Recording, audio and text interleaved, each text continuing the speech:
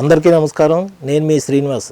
ఒకరోజు SBI life insurance కట్టేందుకు ఎవరైతే ఇంపార్టెంట్ ఉంటారని ఆలోచించినప్పుడు ప్రమాదకరమైన సంస్థల్లో పనిచేసే ఎలక్ట్రిసిటీ డిపార్ట్మెంట్ వాళ్ళు గుర్తొచ్చారు. ఇప్పుడు ఒక ఏఈతో మాట్లాడితే ఆయన ఆఫీసులో చిన్న మీటింగ్ ఒకటి ఏర్పాటు చేశారు. అక్కడికి ఆ సిబ్బంది అంతా వచ్చారు. అప్పుడు మా ఆఫీస్ నుంచి ఈ హైయర్ అఫీషియల్స్ ఎవరైతే ఉన్నారో వాళ్ళు వచ్చి ఎస్బీఐ లైఫ్ ఇన్సూరెన్స్ కు సంబంధించి అందులో కలిగే లాభాలు, గ్యారెంటెడ్ ఇన్కమ్ పథకాలు, ₹1,00,00,000 పైన పిల్లలకు వచ్చే స్కీములు ఇవన్నీ చెప్పారు. అంతా అయిపోయిన తర్వాత అందులో ఒక అబ్బాయి ఒక 28 ఏళ్ళు ఉంటాయి. అతను అప్పటికప్పుడు టర్మ్ పాలసీ చేశాడు. అతనికి ఒక భార్య, 2 ఏళ్ల పాప ఉంది. అయితే మనం ఏదైతే అనుకుంటామో అది జరగకపోవడమే జీవితం. మనం ప్రమాదకరమైన ఉద్యోగంగా భావించిన ఆ ఎలక్ట్రిసిటీ డిపార్ట్మెంట్ నుంచి ఏదైతే ఉందో అక్కడ అబ్బాయికి ప్రమాదం జరగలేదు. రోడ్డు మీద వెళ్తుండగా ఒక స్కూటర్ ప్రమాదం జరిగింది. ఈ విషయం తెలిసి హడావుడిగా తోటి సహచరులు పరిగెత్తుకొని వెళ్ళారు. అప్పుడు ఆ అబ్బాయి చివరి క్షణాల్లో ఉన్నాడు. అతను చెప్పిన మాట ఏంటంటే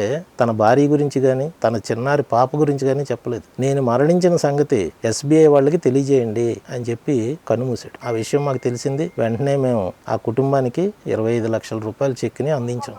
ఆ క్షణం వారి కళ్ళల్లో కనిపించిన ఆనందాన్ని ఎప్పటికీ మర్చిపోలేం. ఇది కదా సంతృప్తి అంటే. జీవితానికి ఇంకేం కావాలి? ఇదే కదా సంతృప్తి.